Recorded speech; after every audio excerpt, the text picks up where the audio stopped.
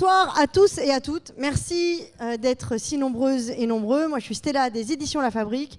1998-2023, c'est 25 ans de cette maison d'édition qu'on a célébré de bien des manières, par une arrestation cette année par l'antiterrorisme britannique pour montrer qu'on gardait la pêche, notamment, mais également par une série de discussions tous les mois où on a eu envie de faire discuter des amis d'amis, des gens qui nous semblaient pertinents à réunir. Et ça, on l'a fait avec le soutien indéfectible, extrêmement généreux, je vous dis généreux parce qu'on est tous là gratuitement, du Cirque électrique et avec le soutien de la librairie indépendante rennaise Planetio.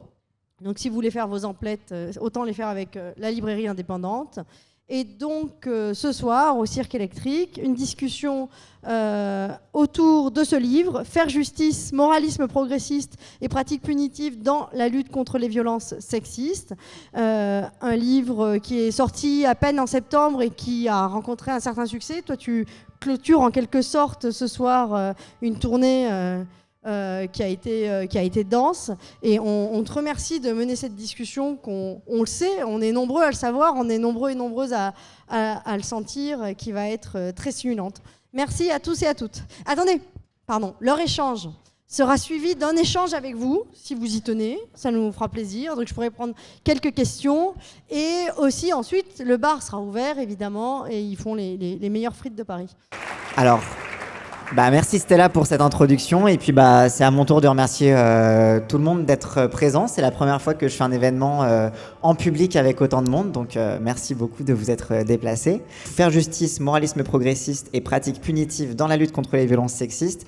Alors le titre est un peu long, mais déjà si on pouvait avant de rentrer un peu dans le vif du sujet de ce dont parle le bouquin, un petit peu te présenter, un peu d'où tu viens, c'est quoi un petit peu tes milieux, et aussi qu'est-ce qui t'a poussé un peu à écrire ce bouquin. Très bien. Déjà, merci à tous et à toutes d'être venus aussi nombreuses. Je pensais honnêtement que il allait avoir de moins en moins de gens à chaque fois parce qu'on allait venir à bout de ces milieux militants-là. Mais force est de constater que pas du tout. Bon, mais ça me ravit. Donc pour me présenter, moi je suis Elsa. Avant ce livre,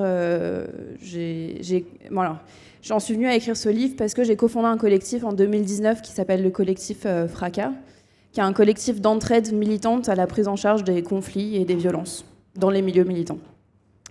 Et donc, ce collectif-là, à l'origine, je l'ai monté avec 3 orientations différentes.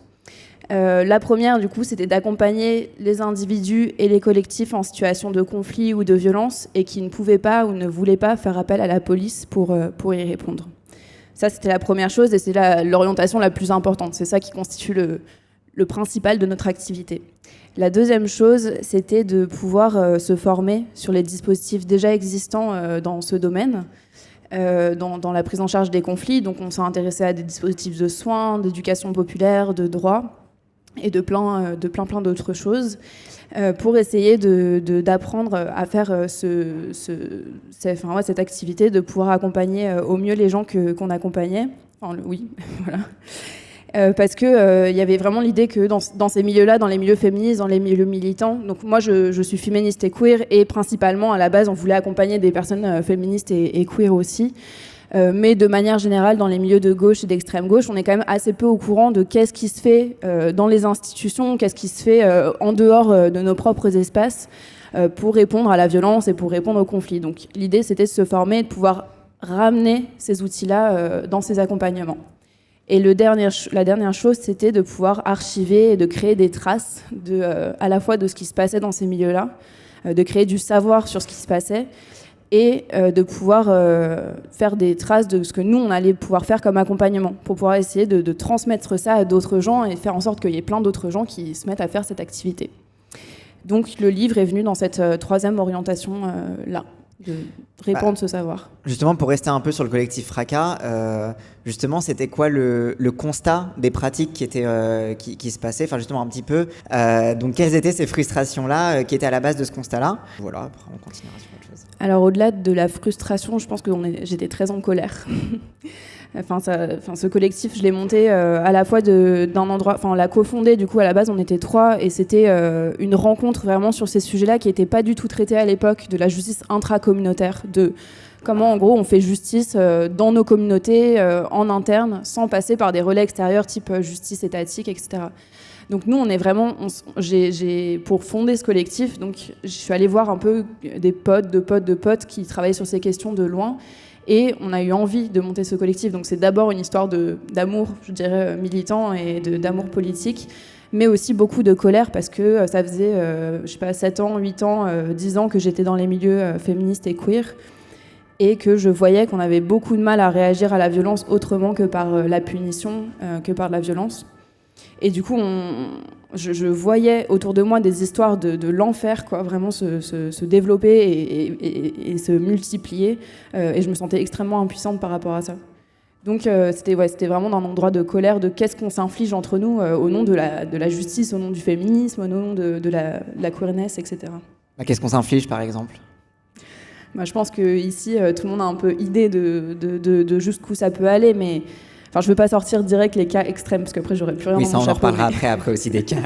Non, mais des cas spécifiques. Mais grosso modo, en gros, pour réagir à la violence, on a un mode qui est la punition, et on va en reparler, mais c'est parce qu'on est héritier de ce système-là. Mais on va passer par l'exclusion, l'humiliation, le harcèlement, par tout un tas de choses, finalement, qui nourrit ce cercle vicieux-là des violences. Et justement, comme souvent on n'arrive pas trop à sortir de ces réflexes punitifs, etc., le collectif Fracas, si je ne me trompe pas, n'a pas forcément, pas fait l'unanimité. On critique tout forcément dans nos milieux, donc bien sûr. Mais quelles ont pu être un peu les critiques, les tensions que vous avez pu rencontrer vis-à-vis de la communauté ? Est-ce que tout le monde vous a accueilli à bras ouverts, ou alors est-ce qu'au contraire, il y avait un petit peu des réactions, des frictions par rapport à votre action et à votre volonté justement de régler les problèmes en contournant justement cette question punitive ? Oui, alors c'est sûr qu'il n'y a rien de plus queer que de critiquer les queers.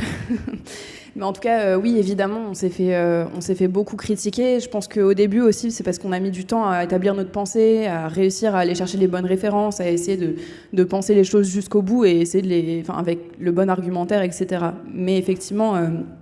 la comparaison est saisissante entre il y a 2 ans, on a monté un collectif, c'était il y a 1 an, on a monté un festival sur notre travail et on s'est fait arracher à plusieurs reprises parce que peut-être qu'on s'exprimait pas bien, etc. Mais surtout les gens nous disaient qu'on était antiféministes, qu'on supportait les violeurs, qu'on soutenait les violeurs, etc. Et du coup, on s'est pris tout un tas de reproches en fait, si vous portez pas une critique complète et extrêmement binaire de la violence c'est ça, les auteurs c'est ça, et les auteurs, faut les exclure, il faut faire ça. Finalement, on était vus comme antiféministes et comme soutenant les violeurs, quoi. Donc c'est ça qu'on nous a le plus renvoyé par des vidéos, par des posts, etc. à foison. Oui, mais moi-même aussi, j'ai pu en voir passer aussi des trucs de vous défendez les violeurs, vous prenez leur argent, nanana et tout. On reviendra un peu plus tard sur un petit peu quel est concrètement un peu on peut y aller tout de suite, un petit peu sur concrètement qu'est-ce que vous faites en fait, quels sont les trucs qui sont mis en place. Un peu c'est quoi, quand vous avez une situation, qu'est-ce que vous faites et c'est quoi un petit peu ce que vous déployez comme technique qui sortent justement du punitif. Bien sûr. Alors pour expliquer le dispositif qui est quand même assez simple, c'est que les gens nous écrivent sur mail. Donc nous ne répondons pas aux réseaux sociaux parce qu'on ne fait pas de community management, donc sachez-le. Mais en tout cas, les gens nous écrivent par mail et nous exposent leur situation, généralement en un paragraphe ou c'est assez court. Et nous, dans l'idéal, quand on a le temps, parce que là par exemple on est complètement débordé, mais ça c'est l'idéal, on répond en proposant un appel de 2 heures aux personnes qui nous ont écrit pour qu'elles puissent nous donner dans les détails toute l'ampleur de leur situation, toute l'ampleur de leur histoire. Donc on va dans cet appel commencer par décortiquer, démêler ce qui se passe pour la personne et on va ensuite analyser la situation et voir ce que la personne de son côté, sans nous-mêmes, pourrait mettre en place pour faire en sorte d'en sortir par le haut. Donc on va essayer de l'accompagner déjà dans une autonomisation par rapport à son récit. Et si ça, c'est pas possible ou si c'est pas suffisant, on va l'accompagner par la suite avec un dispositif qui sera cadré dans le temps, en termes d'argent, et avec des objectifs très concrets et très clairs. Par exemple, si c'est une victime qui souhaite rencontrer son auteur ou faire passer un mot à son auteur, on va pouvoir cadrer ça avec elle dans le temps, jusqu'à quand on se donne pour faire ça. Les objectifs, c'est est-ce qu'on passe la lettre par mail, est-ce qu'on passe la lettre... Voilà, on va décortiquer ce dispositif avec elle et on va le co-construire. Donc on n'est pas là pour dire, nous on pense que c'est ça qu'il faut faire dans ta situation. On est vraiment là pour le faire avec elle. Et donc à la suite, ça peut donner lieu à plein de choses. Ça peut donner lieu à des rencontres, ça peut donner lieu à l'aide d'écriture, ça peut donner lieu à des créations de groupes de soutien autour de la personne pour l'aider à faire des tâches qu'elle n'arrive pas à faire, par exemple parce qu'elle va trop mal. Enfin, voilà, ça peut être tout ça. Et en parallèle, il y a aussi plein de choses qu'on ne peut pas faire et qu'on ne peut pas mettre en place avec la personne parce qu'on n'est ni juriste ni psychologue. Et du coup, si on ne se sent pas à même de réagir, que ce soit au niveau du mail ou pendant l'appel, on va faire en sorte de relayer la personne vers des professionnels compétents. Et donc ça, c'est une grosse partie du travail, c'est que souvent les gens nous écrivent, on ne peut pas répondre parce qu'on n'est pas assez formé, qu'on n'est pas assez outillé sur les questions qu'ils nous apportent. Et dans ce cas-là, nous, on a quand même établi une bonne liste de professionnels après 4 ans là. Et du coup, on peut rediriger au maximum les gens pour faire en sorte qu'ils ne soient pas lâchés dans la nature. Et je pense que c'est ça l'idée principale de Fracas, c'est de se dire, ok, le système pénal, les institutions là qui sont censées nous accompagner dans ces histoires, aujourd'hui, il y a plein de gens qui sont laissés de côté par ces institutions-là, parce qu'en fait, il y a prescription, parce que leurs histoires, il n'y a pas assez de preuves, etc. Et nous, l'idée, c'était de se dire, personne n'est dispensable, personne n'est jetable, et donc on va faire en sorte d'inventer au cas par cas des outils, des dispositifs pour accompagner ces gens-là. Même si, dans l'idée, on se confronte à une réalité de temps et d'énergie aussi qui sont limitées, parce que ce n'est pas notre activité principale, mais on pourra peut-être y revenir. Oui, parce que aussi il y a la question de, on a déjà beaucoup abordé la question du soin de la victime, du soin de la personne concernée, mais aussi la question de la prise en charge parfois même de l'agresseur, de la question éventuellement aussi de son travail sur lui-même, etc. Même aussi, j'avais entendu dans une de tes interviews, de le rediriger vers des centres d'accueil spécialisés pour les hommes violents, etc. Parce que je revenais sur les critiques de vous défendez les violeurs et vous êtes milliardaires, du coup, vous êtes des avocats. Mais donc voilà, donc c'est une approche qui est centrée sur les deux parties en fait du conflit. Exactement. En fait, nous, quand on nous a dit vous soutenez les violeurs et vous êtes antiféministes, nous, on a opposé l'idée qu'au contraire, pour nous, être féministe, c'est travailler sur l'ensemble de la situation pour faire en sorte que les victimes de violences sexuelles soient de moins en moins nombreuses. Et donc que les histoires de violences sexuelles se tarissent au fur et à mesure. Et donc pour ça, nous, notre approche, c'est de dire que oui, il faut bien sûr accompagner les victimes, mais qu'à l'inverse, il faut aussi accompagner les auteurs pour que ces personnes-là comprennent ce qui leur est reproché, reconnaissent, se responsabilisent et éventuellement ne récidivent pas. Et donc l'idée, c'était de faire un cercle complet en accompagnant à la fois les deux protagonistes, mais aussi, on n'a pas parlé d'une autre cellule que je travaille et qui est très importante, qui est la communauté qui est autour. La communauté, le groupe, la société, enfin voilà. Mais en tout cas, nous, on travaille avec ces 3 acteurs-là et quand c'est un conflit, il y a souvent plus de protagonistes, mais en tout cas... La communauté, c'est-à-dire genre l'asso, le bar, la soirée, etc., par exemple ? Exactement. Souvent, donc, soit c'est des individus qui nous contactent, et dans ce cas-là, on va travailler principalement avec les personnes qui nous contactent, soit c'est des collectifs, et auquel cas, on va travailler avec l'ensemble du collectif. Mais même quand c'est des individus, par exemple, nous, on a accompagné plusieurs personnes victimes de harcèlement de la part de collectifs. Donc elles faisaient partie d'un collectif et elles se sont retrouvées exclues et le collectif continuait à harceler la personne, par exemple, ça arrive souvent. Dans ce cas-là, on va essayer de contacter le collectif, on va essayer de voir ce qui est possible de faire avec le collectif. Donc c'est quand même toujours... en fait, on n'est jamais des individus seuls, on fait toujours partie de groupes, donc c'est avec ça qu'il faut qu'on travaille aussi. Ok. Du coup, très très vite fait, parce que du coup le collectif Fracas fonctionne et aussi se fait aussi un peu l'avocat de la justice transformatrice. Alors... pour les gens qui suivent mes lives depuis longtemps, à l'époque on avait pu parler de justice restauratrice mais qui n'est pas la même chose. Alors est-ce qu'on peut faire vite fait une définition un petit peu de toutes ces différentes formes de justice qui peuvent être considérées comme parallèles ou même comme substitutives à la justice institutionnelle traditionnelle qu'on connaît avec la police, les tribunaux, etc. Bien sûr. Alors donc pour catégoriser un peu clairement, de toute façon je pense que les gens ne finissent toujours par confondre justice restaurative et transformatrice, c'est pas très grave. En soi ça se rejoint sur plusieurs points. Mais du coup je différencie 3 types de justice. On va avoir la justice punitive, donc qui est la justice dans laquelle on baigne aujourd'hui et qui repose sur l'idée que punir une personne pour un acte qu'elle aurait commis est juste et nécessaire. Très, très simplement. Après il y a plein d'autres définitions mais voilà. La justice restaurative, c'est une justice qui vise à restaurer un lien qui a été abîmé ou à revenir à une situation antérieure d'apaisement. Donc ça voit la violence ou le conflit comme une rupture, une cassure qu'il faut réparer pour faire en sorte que les personnes puissent guérir et puissent aller mieux. Donc ça, c'est la justice restaurative du coup qui se base quand même beaucoup sur un acte passé. Et la justice transformatrice qui est plutôt une justice qui se penche vers le futur. Donc c'est une justice qui voit la violence ou le conflit comme une opportunité de travailler sur qu'est-ce qui a pu faire émerger cette violence. Donc à la fois, c'est une justice qui va travailler avec les différents protagonistes de l'histoire, mais qui va travailler aussi sur le contexte socio-économique, sur le contexte politique et sur le contexte de la communauté, pour faire en sorte à la fois de comprendre comment ça a pu se passer, mais aussi de tenir responsable la communauté qui est autour, dans l'idée de faire en sorte que ça ne puisse pas se repasser. Donc je vais donner un exemple qui va peut-être un peu éclairer tout ça, mais en gros, donc nous on est souvent contactés notamment par des organismes qui organisent des soirées, donc des assos. Et notamment, il y avait une asso qui nous avait contactés où il y avait eu plusieurs histoires de violences sexuelles, notamment 3-4 histoires de violences sexuelles en son sein, et qui nous avait contactés pour faire de la médiation entre les victimes et les auteurs, puisque les victimes avaient émis le souhait de rencontrer ces auteurs. Ou de leur parler, de leur faire passer un message, etc. Et donc nous, on a dit, bien sûr, on va répondre à cette demande, mais il y a aussi la question de comment ces 3-4 violences-là sexuelles ont pu se passer. Qu'est-ce qui, dans votre collectif-là, fait que ces violences-là peuvent se dérouler? C'est quoi le rapport à l'alcool, par exemple, dans vos soirées? Est-ce qu'il y a des gens dans l'orga qui restent sobres, par exemple, pendant les soirées? Ou est-ce qu'il y a des dispositifs de prévention qui sont mis en amont? Est-ce qu'il y a des dispositifs de prise en charge des violences pendant la soirée, etc. Donc c'était une occasion, ces histoires-là, de prendre en charge le collectif dans son ensemble et de comprendre la structure du collectif qui avait permis que ça puisse arriver. Donc ça, c'est un peu la différence entre la justice restaurative et transformatrice. Et en France, j'ajouterais juste ce dernier mot, mais une des différences principales, c'est que la justice transformatrice est profondément abolitionniste, c'est-à-dire qu'elle vise à se passer du système pénal carcéral. Elle a été pensée pour des populations qui n'avaient pas le choix de faire appel à ces institutions-là, à la police ou à la prison, etc., pour régler leurs histoires. Et du coup, c'est une justice qui se passe de ces institutions.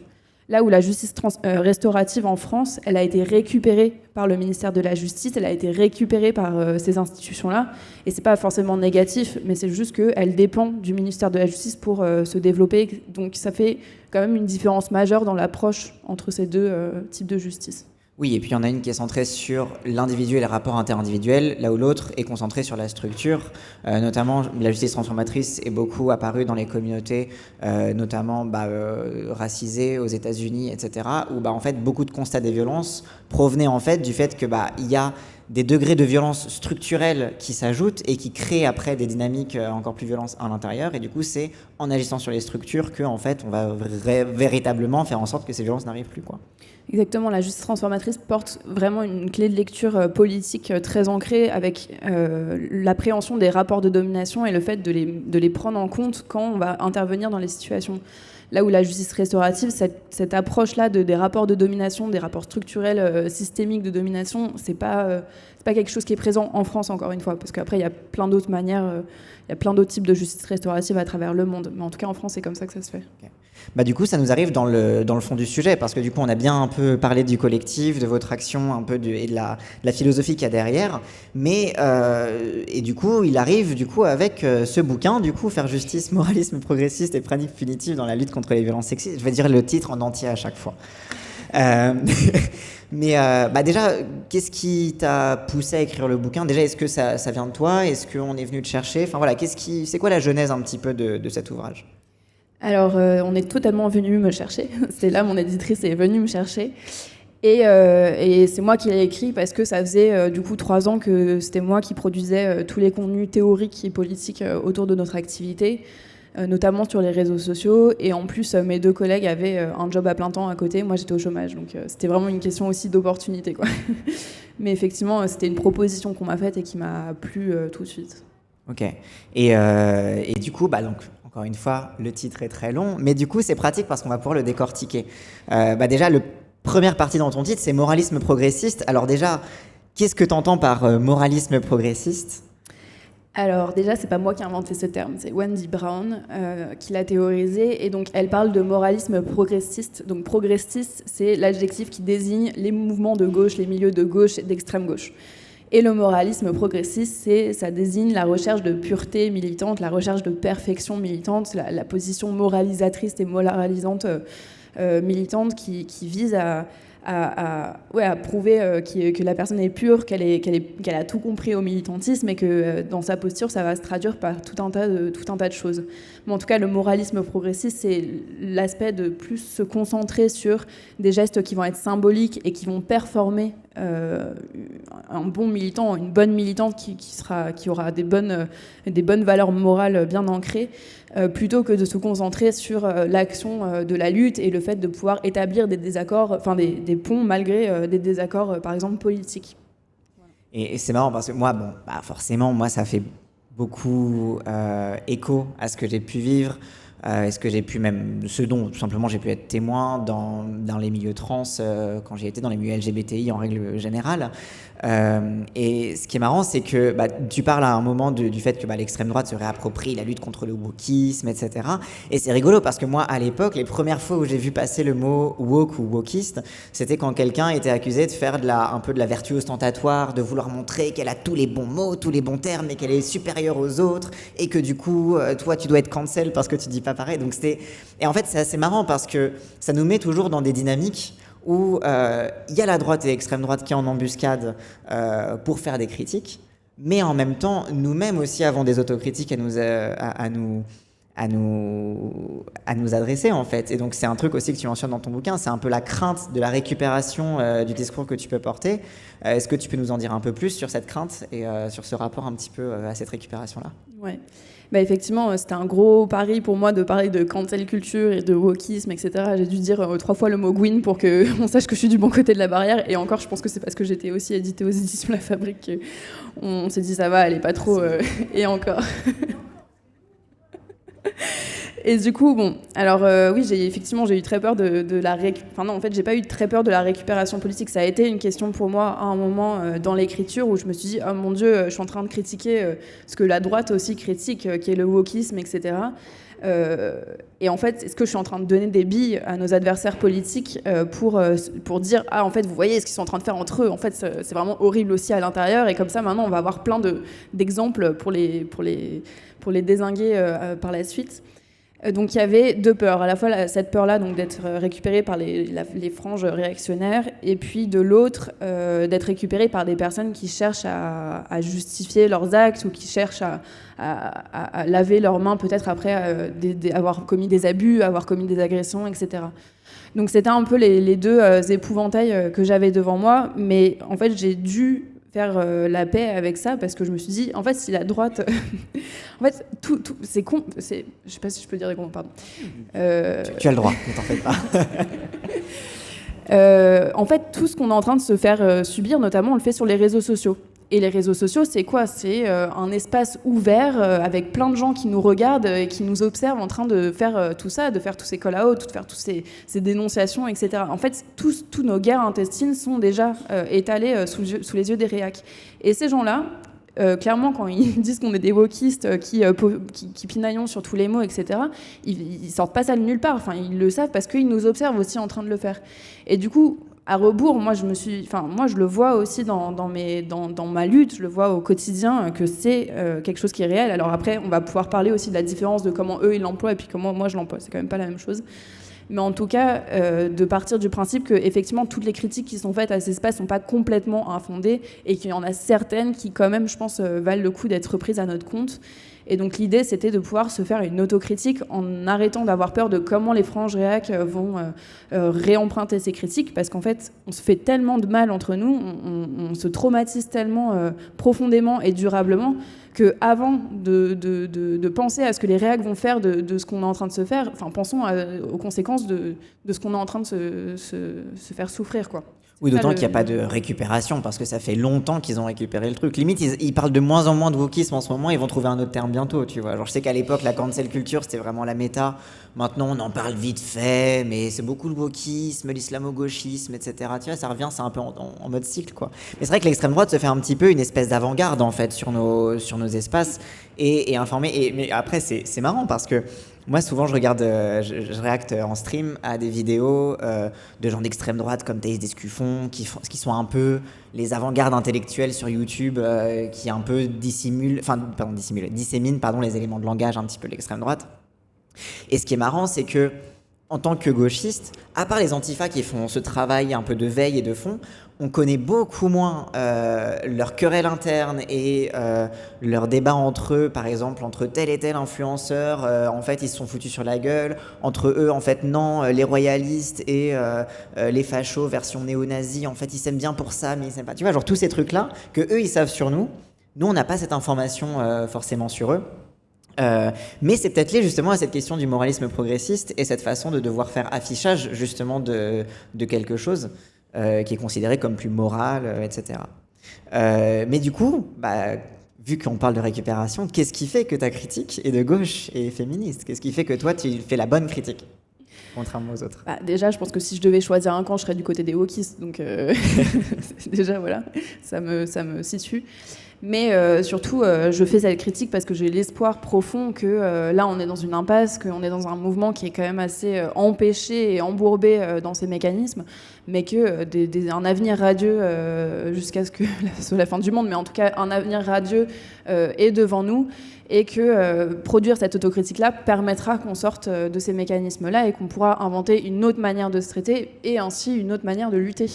Et une fois qu'on sera moins occupé à essayer de sortir tous les traîtres à nos camps de nos espaces, et qu'on pourra aussi se dire qu'être dans le désaccord, c'est pas forcément dire qu'il y a une bonne manière de voir et une mauvaise manière de voir, avec un bon militant et une bonne militante. Une fois on aura un peu dépassé tout ça, on pourra créer des fronts communs au-delà de nos camps, de nos divergences d'opinion, et ces fronts communs, ils seront beaucoup plus efficaces que ce qu'on fait aujourd'hui, et on a besoin d'être efficace aujourd'hui. Donc c'est ça, en tout cas, j'ai un grand espoir pour la gauche et l'extrême gauche, et c'est pour ça que c'est une critique de gauche, c'est que là, je me place à l'intérieur de ces luttes, quoi. Ouais. Et on va un peu poursuivre justement sur la question du féminisme vis-à-vis des questions de punition et de la justice punitive, parce que du coup récemment c'était le 25 novembre, donc journée internationale de l'élimination de la violence envers les femmes, et en fait ce qu'on observe beaucoup dans le mouvement féministe mainstream, c'est qu'il s'est beaucoup institutionnalisé autour justement d'une revendication de justice punitive, c'est-à-dire que c'est beaucoup la revendication justement que déjà dans les années 70 de la criminalisation du viol, mais aussi de condamner encore plus les violeurs qui le sont maintenant, et les agresseurs en règle générale, et les questions des féminicides, etc. Et moi j'ai été assez frappé d'observer en fait dans un petit peu tout ce qui avait été produit médiatiquement autour de cette journée-là, qu'il y avait une énorme focale qui avait été mise par exemple sur la pénalisation du harcèlement de rue par exemple.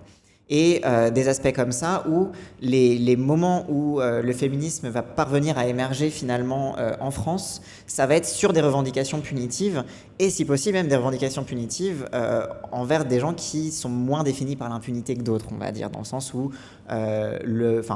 c'est une question du harcèlement de rue, mais aussi de bien d'autres, tu vois, où, par exemple, on va pas s'intéresser à, justement, d'un point de vue structurel, qu'est-ce qui a fait que Darmanin a pu recevoir ces honteuses accusations d'être un porc.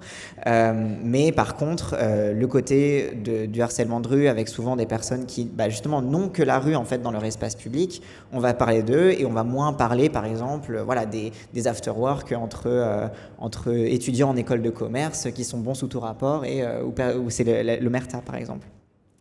Donc déjà, cette demande un petit peu du féminisme mainstream, vous vous inscrivez quand même en faux par rapport à ça. Donc il y a un peu une contradiction. Comment vous vous placez par rapport à ça? Enfin, comment tu te places, pardon.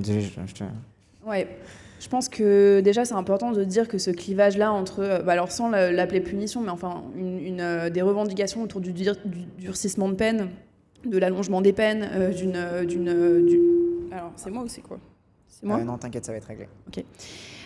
Toutes ces revendications-là, en tout cas, en fait, le truc, c'est que ce qui est compliqué dans la manière dont on peut les choper, ce clivage-là, entre les féministes qui demandent ça et puis les autres, c'est que c'est pas un clivage habituel, c'est pas un clivage ligne gauche-droite, quoi.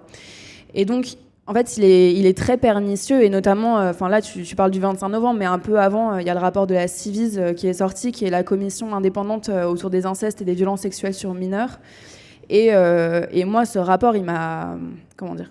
Enfin, je vous laisserai le lire parce que chacun et chacune doit se faire son avis. En tout cas, c'est un rapport qui est très important parce qu'il va sûrement beaucoup peser sur les politiques publiques à venir en matière de violence, enfin de prise en charge de violence.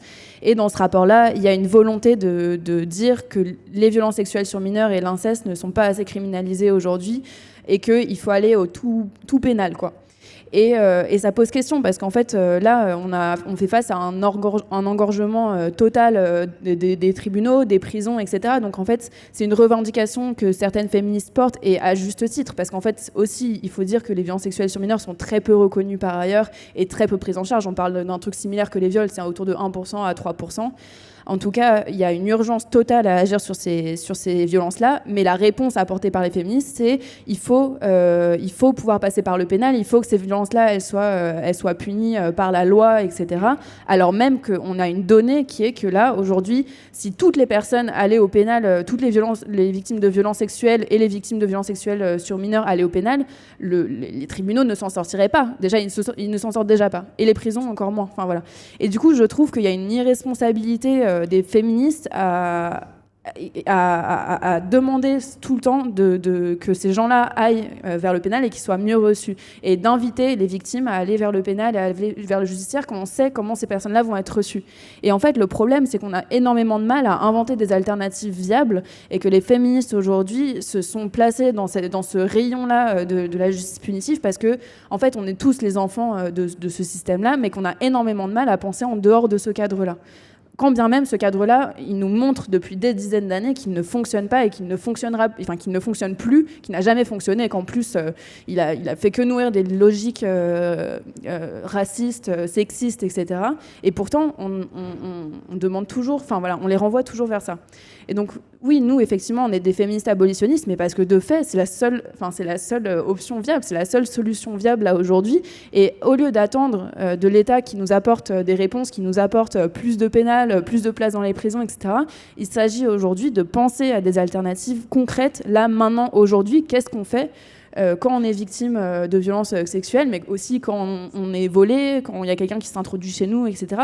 Comment on peut penser à des alternatives qui ne reposent pas sur un système raciste, capitaliste, sexiste, et tous les mots en iste et les mots en phobe. Enfin voilà, comment on fait pour se passer de ça, quoi. Oui, parce qu'en fait, ça part du constat finalement de même l'impuissance de la prison, déjà à empêcher la récidive. D'ailleurs, il me semble que le rapport de la Ciivise est très très très critique envers la justice donc restauratrice, alors même qu'elle montre quand même des résultats d'une baisse quand même assez énorme de la récidive par rapport à la prison. Donc voilà, il y a cette question aussi en fait, un constat qui est très clair, c'est que la prison ça fonctionne pas, et que les gens vivent pas dans une bulle, et que en fait la société interagit avec tout ça, quoi. Et ce qui est assez marrant, c'est que dans ton bouquin, il y a un petit passage historique où tu mentionnes, donc, dans les années 70, au moment de la demande de reconnaissance de la pénalisation du viol, puisqu'en fait finalement c'est des demandes historiques de reconnaissance en fait des violences, mais que tu avais même un clivage en fait entre les féministes, entre celles qui demandaient justement la prison, et d'autres qui demandaient des procès sans peine. Donc est-ce que tu peux revenir un petit peu là-dessus, cette question du procès sans peine, comme exemple un petit peu de... Ouais. Alors du coup, l'histoire, c'est que il était une fois dans les années 70-75, il y a eu des féministes, les plus radicales d'entre elles, qui étaient abolitionnistes, puisque oui, les féministes françaises abolitionnistes existent. Il n'y a pas que Gwenola Ricordo. Donc il y avait des personnes qui allaient... Abolitionnistes de la prison. Oui. Bon, et par ailleurs, j'aime beaucoup Gwenola Ricordo, mais bon, c'est pas la question. En tout cas, il y avait des féministes qui s'étaient rendues dans plusieurs procès pour demander qu'il y ait un procès qui soit tenu pour viol, pour agression sexuelle, etc.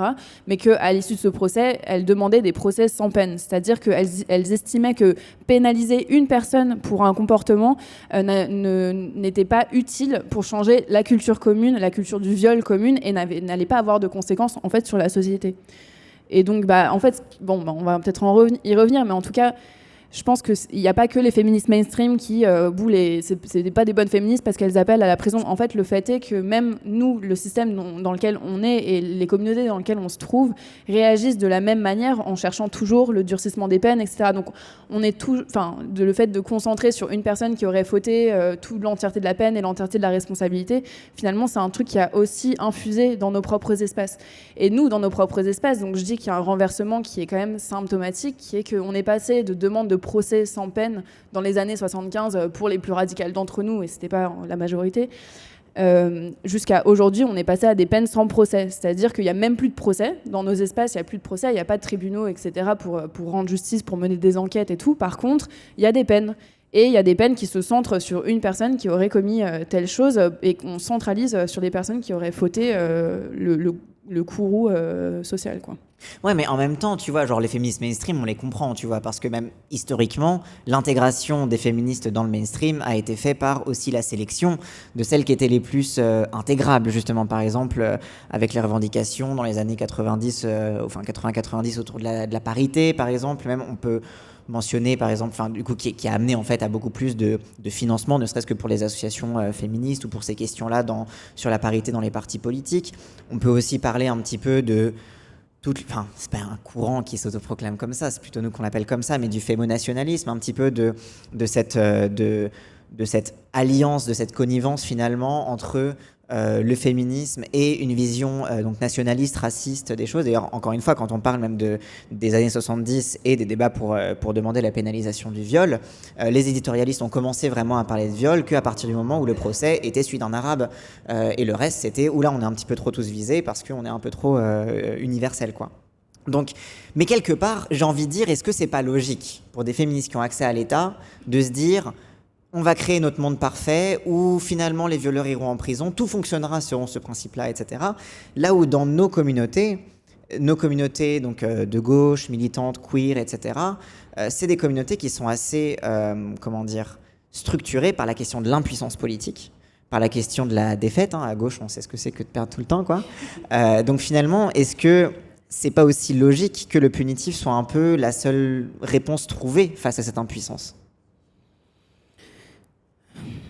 Alors oui, c'est une idée que je développe dans le livre, qui est qu'aujourd'hui, face à l'ampleur des crises climatiques, sociales, économiques, des crises d'une ampleur, je dirais pas sans précédent parce que c'est cyclique, quoi, mais en tout cas face à tout ça, il y a quand même un sentiment d'impuissance qui se répand dans les milieux militants, et qu'on ne sait pas par quel bout commencer, et qu'en absence d'un projet fédérateur qui pourrait tous nous rassembler et qui pourrait permettre de mettre à bas le capitalisme et tout ça, finalement on a tendance à se recentrer sur nos espaces de lutte comme un endroit où on va pouvoir retrouver de la puissance par rapport à ce sentiment d'impuissance-là.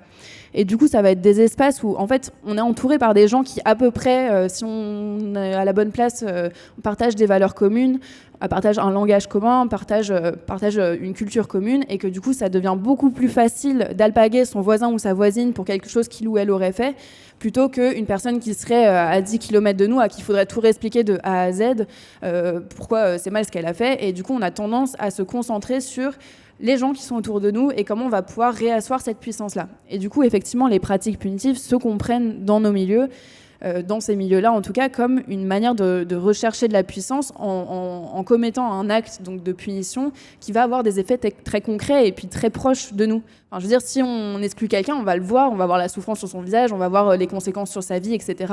Là où quand on se bat contre Total ou contre le patriarcat, c'est vrai que les effets peuvent être plutôt lointains, quoi. Donc c'est vraiment ce double mouvement-là qu'on est en train de chercher de la puissance dans nos espaces, là où on a de l'impuissance vers l'extérieur, tout simplement. Et puis en plus, c'est pas nouveau, parce qu'on va encore reparler des années 70, décidément. Mais c'est aussi des principes qu'on a vu aussi se développer dans toute l'histoire du mouvement féministe, y compris le mouvement féministe lesbien, notamment à l'époque où il y a eu une énorme critique de la part envers les butch, qui étaient accusés, à qui on reprochait en fait de reproduire individuellement le masculinisme et la masculinité, et que du coup les butch devenaient presque dans un milieu lesbien qui était en fait c'était des milieux lesbiens séparatistes. Donc le principe c'était que c'était des milieux qui rompaient avec le reste de la société, mais même dans ces milieux séparatistes la façon d'exprimer son lesbianisme, la façon d'exprimer son genre en règle générale, était encore et toujours policée, puisque tout était suspect tout simplement d'une porosité avec l'extérieur, avec le monde extérieur dont on veut se protéger. Il y a un peu cet aspect-là de citadelle assiégée quelque part, même y compris dans la construction de soi quand on est queer. Et il y a aussi un aspect là-dessus qui est cette question de l'espace safe. D'ailleurs, tu en parles un petit peu aussi dans le bouquin, cette illusion des espaces safe. En quoi est-ce que cette question du safe crée aussi un petit peu ce genre de dérive ? Donc si on reprend ce que j'étais en train de dire il y a 2 secondes, le fait qu'on soit plutôt en train d'essayer d'agir sur nos propres espaces plutôt que d'essayer de réagir à l'extérieur, c'est de faire en sorte que, à force de sortir un à un tous les traîtres à notre cause qui auraient utilisé le mauvais mot ou qui n'auraient pas lu le bon livre, finalement, ce mécanisme-là de sortir les gens, d'exclure les gens, de punir les gens, c'est aussi dans la volonté de retrouver un espace qui soit quand même un peu plus sécurité, un peu plus safe que ceux qu'on peut rencontrer à l'extérieur. Mais en fait, ça pose tout un tas de soucis. Alors bon, la critique du safe space, etc., c'est pas nouveau. Enfin, ça commence à faire quelques années maintenant. Mais en tout cas, ce que moi j'ai observé, c'est que déjà, on n'est pas du tout sorti de cette recherche-là de safe space, mais qui est encore une fois bien compréhensible par ailleurs. Mais en tout cas, on se retrouve très occupé à sortir les gens à un. Déjà, c'est une énergie considérable parce qu'en fait, on ne va pas changer le système dans lequel on se trouve juste en agissant individuellement sur chaque personne qui aurait commis des fautes. Donc, c'est une tâche qui ne finira jamais. Mais au-delà de ça, ça crée des espaces de méfiance les plus totaux. Où en fait on sait que si notre voisin peut être sorti de nos propres espaces de lutte dans lesquels on lutte depuis des années, dans lesquels on est très investi, etc., si on voit notre voisin être traité de cette manière, ça nous enseigne que nous aussi on va être traité de cette manière demain si on trébuche, si on utilise le mauvais mot, si un soir on boit un peu trop et qu'on a un comportement qui est problématique. Donc ça fait que, en fait, ça crée un climat de méfiance anxiogène et qui est un climat précaire qui, en plus, peut rejouer certains climats familiaux ou professionnels précaires de certains et certaines. En tout cas, ça crée un climat communautaire et de lutte qui, finalement, nous donne peu envie de militer et de nous investir de manière durable dans une lutte sur des années. Et finalement, en fait, je pense que vous l'avez aussi constaté, mais les générations queer, c'est 5 ans, quoi. Sous les 5 ans, les gens qu'on voyait il y a 5 ans dans les bars, c'est pas les mêmes de 5 ans après, puis c'est toujours les nouvelles personnes.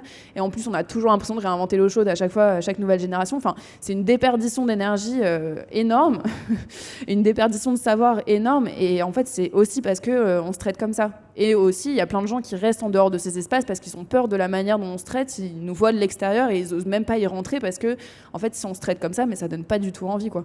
Donc, il y a vraiment ce truc-là de, en fait, nos espaces, je pense, sont très peu peuplés par rapport à ce qu'ils pourraient être parce que on se fait subir ça, quoi. Ouais, et en même temps, moi c'est un aspect qui est lié aussi au milieu trans que j'ai pu connaître, mais tu as aussi un truc où les milieux communautaires et même dans une certaine mesure les milieux festifs, c'est des milieux dont tu as besoin beaucoup en début de parcours pour un peu t'aiguiller, pour y compris avoir découvrir aussi une lecture politique de ce que tu vis, de ce que tu es, etc. Et quand t'es un vieux trans, entre guillemets, que ça veut dire que ça fait 2 ans que tu transitionnes, c'est bon, t'en as plus besoin. Et en fait, presque naturellement, t'en sors parce que même la nécessité d'affirmation que t'avais, même la nécessité, simplement de rencontrer des gens, une fois que c'est bon que t'as rencontré toute époque, tu t'es fait ton sac de potes, c'est bon, tu fais les soirées à la maison, quoi. Faut que t'aies rencontré ton mec, surtout, il n'y a plus besoin de sortir dans les espaces. Et voilà, et aussi, mais c'était aussi, quand j'en parlais avec pas mal de potes lesbiennes à l'époque, où on se demandait pourquoi les soirées lesbiennes, elles sont vides, etc. Alors pourquoi il y en a de moins en moins et tout. D'autres qui disaient, dès qu'on se met en couple, on sort plus. Mais en même temps, t'avais un peu ce truc-là aussi. Donc, bref, tout ça pour dire où est-ce que je voulais en venir là-dedans. Je voulais me plaindre des milieux queer, ça va. Non, sur le fait qu'il y a beaucoup de gens qui sont très très jeunes dans nos milieux, et surtout des gens qui sont dans une recherche d'absolu, parce qu'ils sont dans une recherche vis-à-vis de leur identité déjà. Tout devient très vite existentiel quand ça touche à qui tu es, à quelle est ta place dans le monde.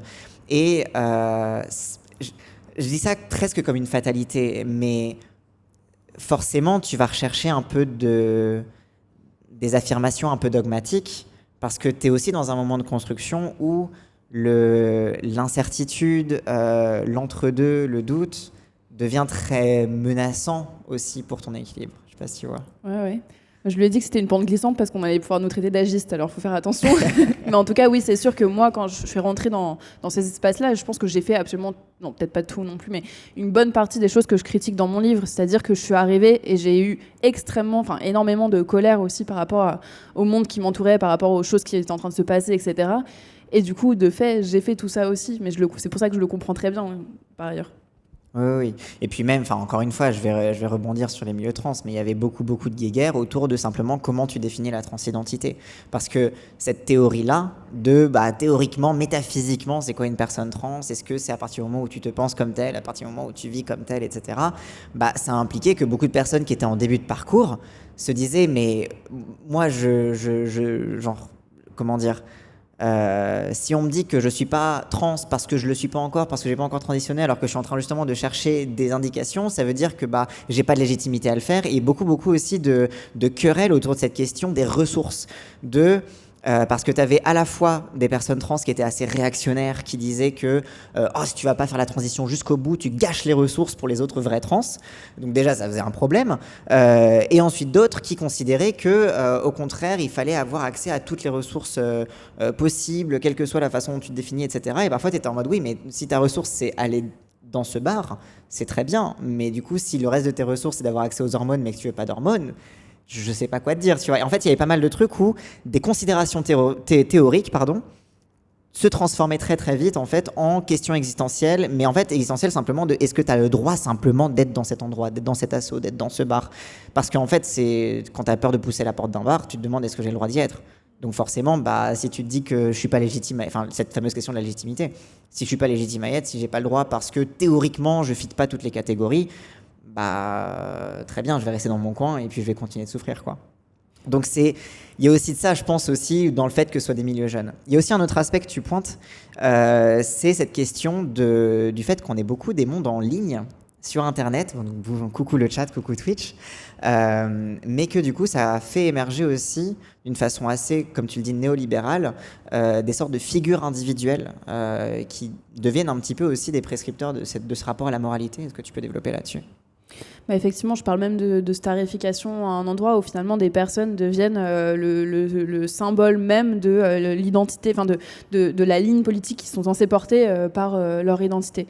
Mais en tout cas, effectivement, dans cet aspect-là des pratiques punitives ou du fait de se concentrer isolément sur une personne qui aurait fauté et d'agir, de mettre toutes nos forces de frappe sur cette personne, il y a l'idée qu'on n'est pas une société constituée par des groupes, par des rapports sociaux, par tout ça, mais par une pluralité d'individus qu'il s'agirait de transformer et qu'il s'agirait de remettre dans le droit chemin.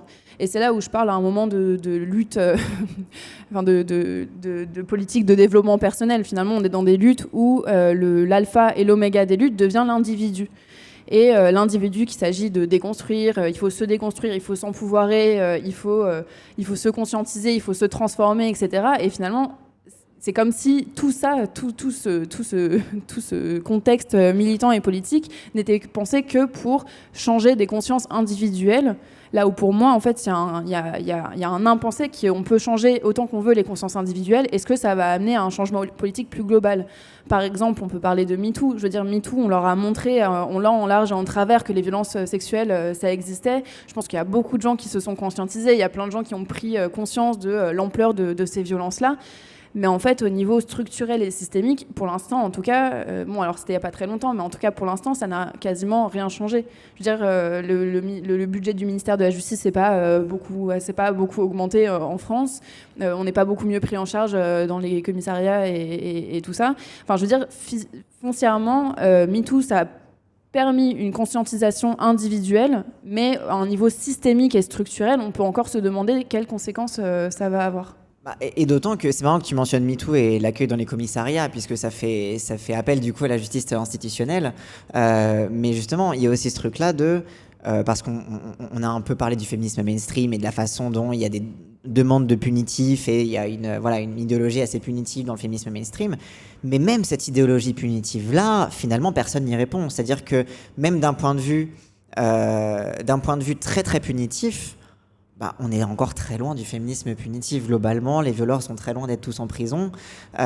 Et Mais d'un autre côté, l'attrait de la punition est plutôt ce qui mobilise politiquement. C'est-à-dire que c'est la promesse que si tu vas du côté de un tel ou un tel, promis, tu seras plus en sécurité. Parce que moi, justement, sur cette question des espaces safe, ça me fait penser un petit peu aux politiques sécuritaires en règle générale. En fait, pour la petite anecdote, en fait, sur ma chaîne Twitch, quand tu t'abonnes, il y a un panoptique de Foucault. Qui se remplit aux couleurs LGBT, donc voilà, les gens du chat ils le savent, mais c'est assez marrant, mais en fait c'est parce que ça renvoie en règle générale aux politiques, aux sociétés de contrôle en règle générale, et du fait que finalement ce qui fait une société de contrôle, c'est pas tant qu'elle contrôle vraiment les personnes, c'est que ces personnes intériorisent la contrôle et qu'il y a une promesse aussi qui est mobilisatrice. L'un des titres auxquels j'avais pensé pour ce livre. Bon, après, on va passer à l'espoir, etc. Là, on est en train de vous miner, mais promis, il y a toute une partie consacrée à comment on peut faire mieux les choses. Mais en tout cas, c'est vrai que j'avais pensé à Nos flics intérieurs comme titre du livre, parce que finalement, en fait, pourquoi les théories abolitionnistes pénales aujourd'hui ont de plus en plus de succès? Moi, c'est pas moi qui le dis d'ailleurs, c'est Foucault, donc je rends à Foucault ce qu'il y a à Foucault, mais en tout cas, c'est l'idée que on a tellement intériorisé la fonction de contrôle, la fonction policière, etc., que finalement, bien sûr que les théories abolitionnistes sont de plus en plus répandues, qu'elles ont de plus en plus le vent en poupe, c'est que bientôt, on va pouvoir se passer de la police pour faire le taf de la police. Et c'est ça qui est terrifiant. Enfin, voilà, quand on est en train de tous de se surveiller les uns les autres sur quel mot on est en train d'employer, quel comportement on est en train d'avoir, même si ça vient d'un endroit bienveillant, même si ça vient d'un endroit où on a envie de s'améliorer, d'améliorer notre groupe, etc., finalement, c'est des manières de faire qui peuvent se retrancher avec celles de la police. Et notamment dans les pratiques que nous-mêmes, on emploie, le fait de harceler quelqu'un, d'isoler quelqu'un, de l'humilier publiquement, etc. Tout ça, c'est pas des choses qu'on a inventées, quoi. C'est des choses qui nous préexistent et qui sont dans le système, notamment policier. Peut-être qu'on peut passer au... Justement, parce que ça fait justement, je vérifiais, ça fait la transition parfaite.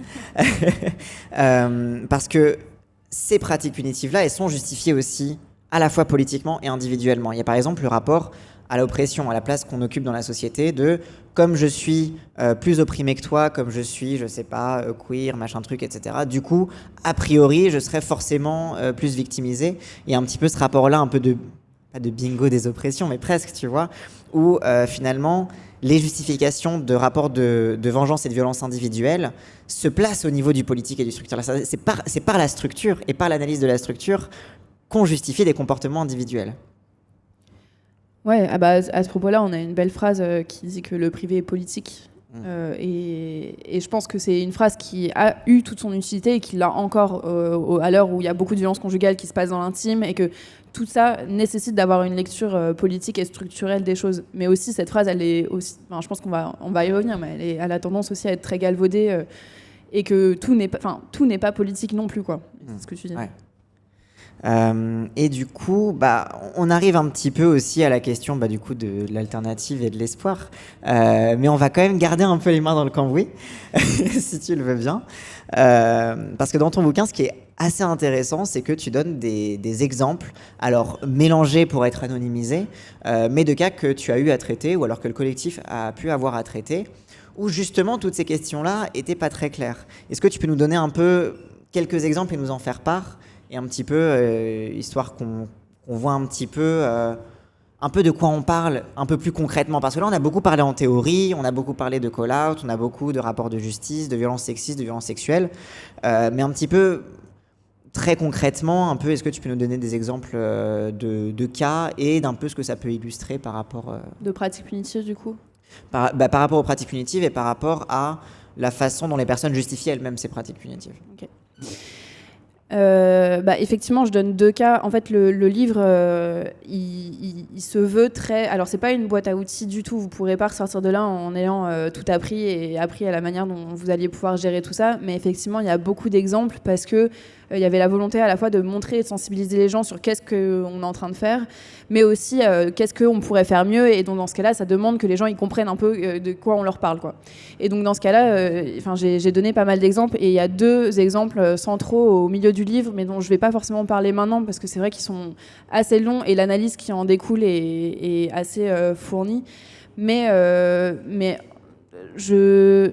Peut-être dans les questions, je pense que ça va ressortir un moment, mais je pense que là, d'écrire je préfère parler de l'aspect espoir et de qu'est-ce qu'on peut mettre à la place, parce que ça va aussi parler de fait de qu'est-ce qu'on est déjà en train de faire à l'heure actuelle. Mais Oui, si vous avez des questions, bien sûr, on pourra y revenir. Non, mais parce qu'il y avait un exemple, par exemple, que tu donnes, parce que je veux quand même finir là-dessus.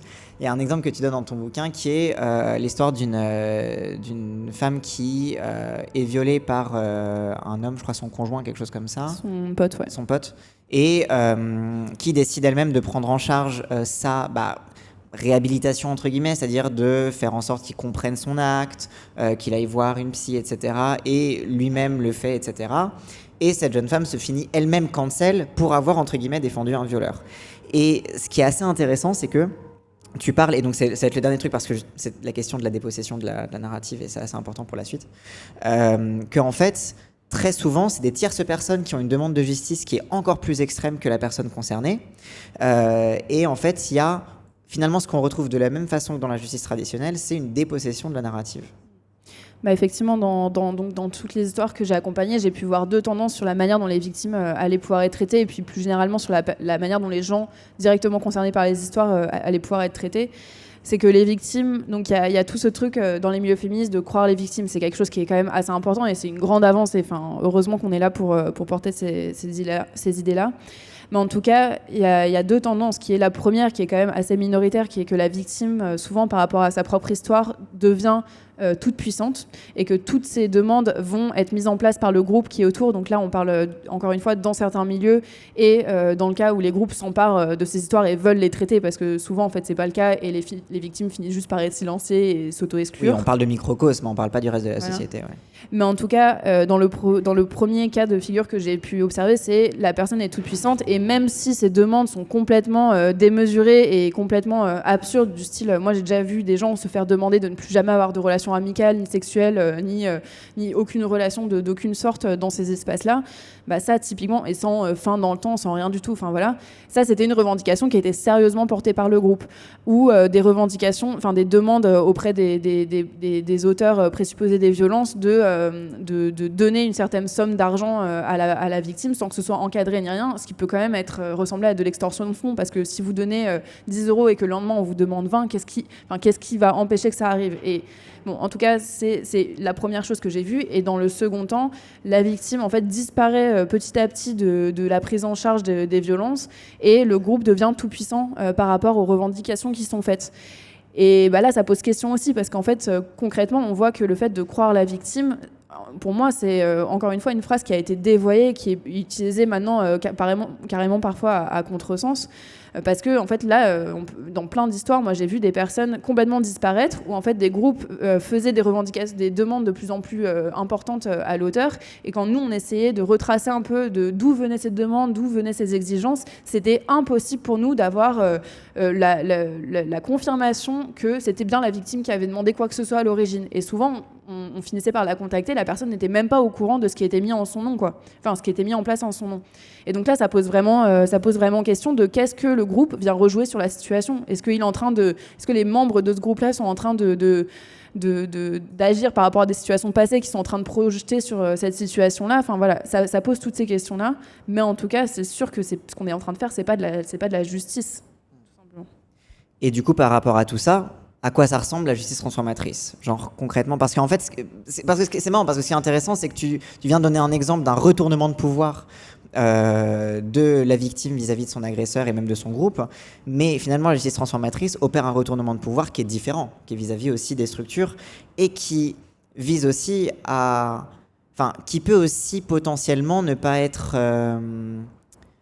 ne pas être accepté par la victime, dans le sens où je sais pas, en fait non, c'était plutôt une question, en fait c'est une question que j'avais dans ma tête, c'est est-ce que ça vous est arrivé des cas où vous êtes contacté et qu'une des deux parties, que soit la victime, soit le présumé agresseur, refuse de prendre part Alors déjà, il faut dire que là, on parle beaucoup de violence sexuelle, parce que c'est un sujet qui est très brûlant, mais nous, on prend pas mal en charge aussi des conflits. Et moi, par exemple, mon dada, c'est pas les... mon dada. On a chacun un peu des spécialités au sein de ce collectif, et moi, ce que je préfère, c'est les conflits collectifs. Donc, j'interviens moins sur des histoires de violence sexuelle, même si ça nous arrive.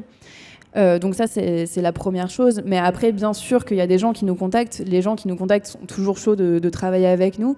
Et les gens qui sont pris dans la situation avec la personne, parfois ça arrive qu'ils n'aient pas envie de travailler avec nous. Et donc effectivement, parfois ça arrive qu'il y ait des victimes de violences sexuelles qui nous contactent en nous disant « J'aimerais que mon auteur, par exemple, reconnaisse ce que je lui reproche ». Et là, nous, ce qu'on va faire avec la victime, c'est bien sûr, on va contacter la personne pour voir si par exemple, une rencontre est possible ou si, par exemple, c'est possible de lui faire passer une lettre ou voilà, ou c'est possible de commencer un travail avec lui. Mais si la personne ne veut pas, une part principale de notre travail, ça va être d'accompagner la victime malgré tout à essayer de voir ce qu'elle peut mettre en place par rapport à sa propre histoire, qui ne la rende pas dépendante de si oui ou non la personne en face va reconnaître. Et du coup, on va essayer de travailler avec elle sur ok, qu'est-ce que tu vas pouvoir mettre en place dans ta vie au quotidien pour faire en sorte que tu te sentes mieux, pour faire en sorte que tu puisses reprendre du pouvoir sur la situation. Et ça peut être des trucs aussi bêtes que j'aimerais que mes amis viennent tous les jours à 10h pour prendre un café avec moi. Enfin, ça peut être des trucs qui n'ont aussi rien à voir avec l'auteur. Là où dans la justice institutionnelle, on nous apprend que le sort de la personne qui est en face dans le procès va nous enseigner beaucoup sur la manière dont nous-mêmes on va être traités et surtout va soit nous donner du bonheur, soit nous donner du malheur et qu'on va dépendre de ce qui va arriver à l'autre pour aller bien ou aller mal, quoi. Donc nous, on essaye quand même d'accompagner la personne en disant bien sûr, c'est important qu'il y ait cet aspect de reconnaissance-là, mais si cette reconnaissance-là, elle ne peut pas être apportée par l'auteur, par qui d'autre ça peut être apporté. Et par ailleurs, sans parler que de reconnaissance, comment on va pouvoir t'accompagner sur les autres besoins que tu vas avoir. Donc ça, c'est la première chose. Pour le côté des auteurs, s'il y a des auteurs de violences qui nous contactent, évidemment, on ne va pas forcer la victime à travailler avec nous. Mais là, par exemple, nous, on ne s'occupe pas de la conscientisation des personnes. Donc on ne va pas les accompagner dans un travail thérapeutique de prise de conscience de ce qu'ils ont pu mettre en place. Donc on va pouvoir plutôt rediriger ces gens-là vers des centres adaptés, enfin des professionnels adaptés.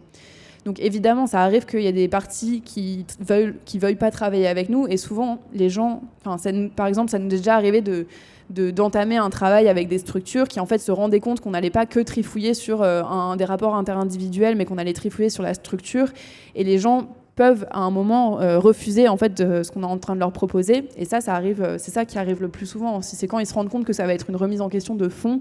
Souvent, en fait, les gens, ils n'ont pas envie de faire ce taf-là. Et donc, c'est là où souvent, ça pose le plus de problèmes. C'est là où on revient finalement à un confort un petit peu du punitif, quoi. C'est en mode, hop, la personne est punie, c'est bon, c'est derrière nous, on n'a plus à se poser de questions, quoi. Le fait est qu'aujourd'hui, on ne sait pas gérer nos conflits, on ne sait pas les prendre en charge, on ne sait pas prendre en charge les violences, et que de fait, on nous a jamais appris à le faire. Et pire que ça, on nous a empêché de le faire, on nous enlève nos capacités à le faire. Et donc, de fait, quand on se retrouve face à cette situation, on se retrouve très impuissant et on ne sait pas quoi faire. Donc c'est beaucoup plus simple d'appeler les flics ou d'appeler des avocats pour nous aider dans ces situations-là que de nous colter à ça. Mais la justice transformatrice, c'est aussi apprendre à réveiller tous les gens qui sont autour de nous pour faire en sorte que tous ces gens-là se réveillent. Donc, par exemple, si on a un cas de violence conjugale entre deux personnes et que ces gens-là sont isolés et n'ont pas forcément d'amis ou de famille autour pour les aider, ça va être comment on peut aussi responsabiliser les voisins, comment on peut responsabiliser l'entourage concret dans le quartier pour faire en sorte que d'autres gens se mêlent et mettent le main dans le cambouis avec ces personnes-là. Donc, c'est aussi nourrir cette idée de la communauté, du groupe, auquel en France, on n'est pas du tout habitué par ailleurs. Ouais. Et en fait, c'est là aussi où, quelque part, parce que je regardais ma question de fin, mais je vais peut-être la spoiler, mais c'est qu'en fait, la question de la justice transformatrice, c'est la question de la politique en règle générale, parce que tu parles aussi de revaloriser le conflit, et en effet, c'est vrai qu'on finit par être paralysé par les questions même de conflits de fond sur des lignes politiques. Je parlais tout à l'heure des conflits sur c'est quoi être trans, mais il y a de ça, tu vois, il y a aussi ce truc-là de... le conflit, c'est pas forcément quelque chose à éviter. D'ailleurs, tu cites un bouquin que j'ai beaucoup aimé, qui a été très important pour moi, qui est celui de Sarah Schulman, Le conflit n'est pas une agression, où elle parle un petit peu plus de conflits politiques et de conflits y compris géopolitiques et de la façon dont les gens qui sont partie prenante d'un conflit ont tendance à sursignifier leur rapport individuel à une agression pour justifier justement des mesures de vengeance. Tu parles beaucoup de la question du conflit et de la revalorisation du conflit.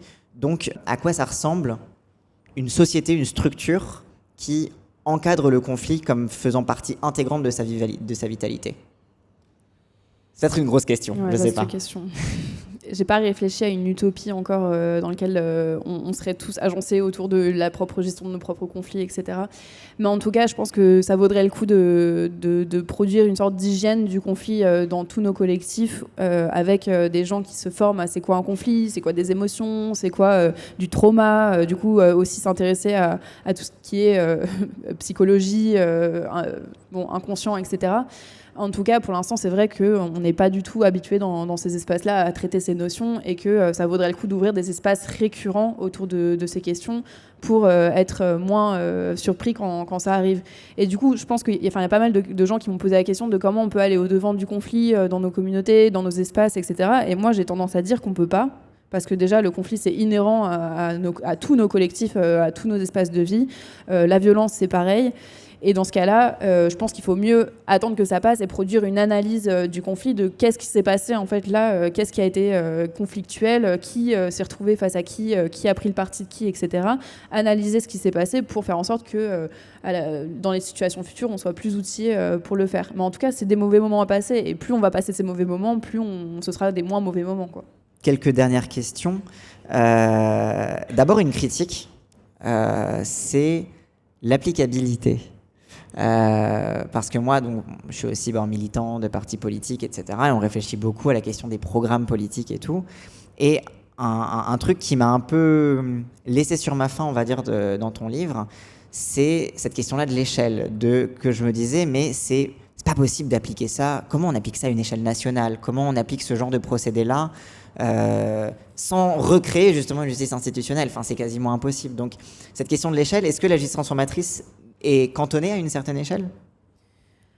Alors, déjà, il y a plusieurs choses. La justice transformatrice, c'est une justice profondément communautaire. Donc, oui, je pense que ce serait un non-sens que de penser à une justice transformatrice qui puisse se dupliquer dans les entreprises, dans les familles, enfin, voilà.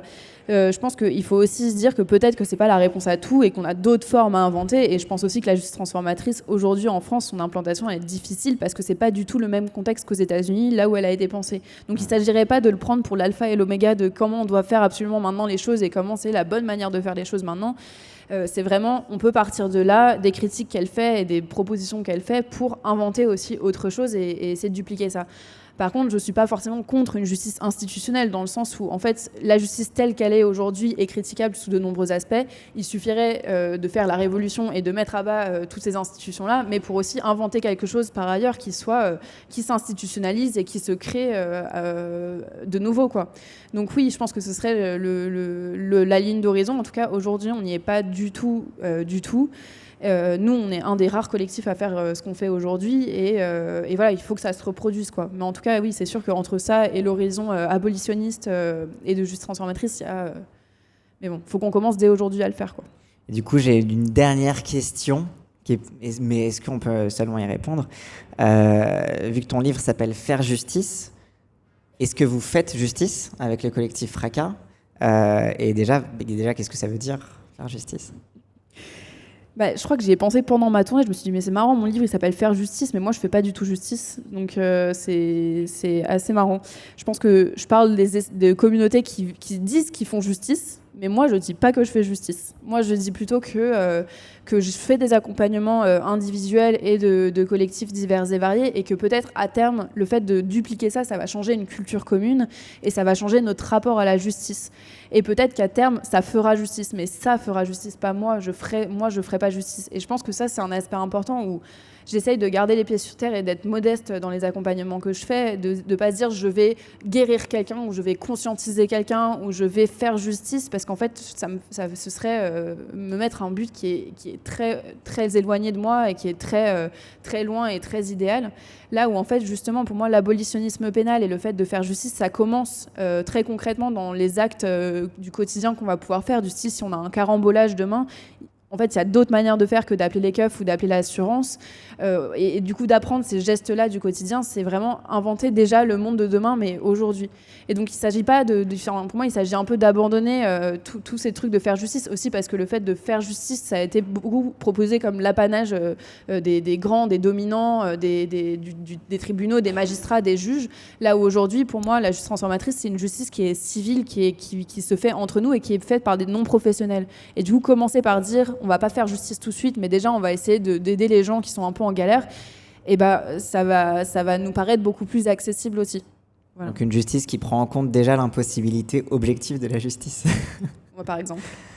Merci beaucoup. Ça conclut un petit peu la présentation générale, on va dire, mais on va poursuivre du coup avec quelques questions de la salle. Du public, ça va vous du public. Donc il y a Stella qui a un micro juste en bas. Vu que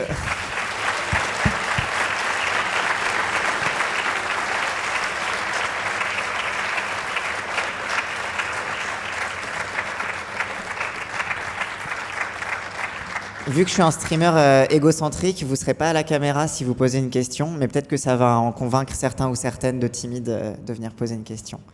Moi, la question que je voulais poser, c'est comment on fait dans les faits? C'est-à-dire qu'une image qu'on a souvent dans les milieux militants, qui peut être assez essentialisante, mais en même temps qui peut traduire une certaine situation, c'est l'image, on va dire, du prédateur ou de la personne qui peut être assez manipulatrice. Et dans ce cas, comment on gère ça dans un processus pour à la fois protéger les victimes, mais en même temps ne pas être toujours dans la suspicion, protéger, etc. Et peut-être je me dis que dans le cadre de ce que tu as fait dans ton travail, peut-être que comment tu gères ce type de situation, finalement, avec la justice transformatrice, on sort un peu de ce cadre, on va dire, assez essentialisant. Ouais.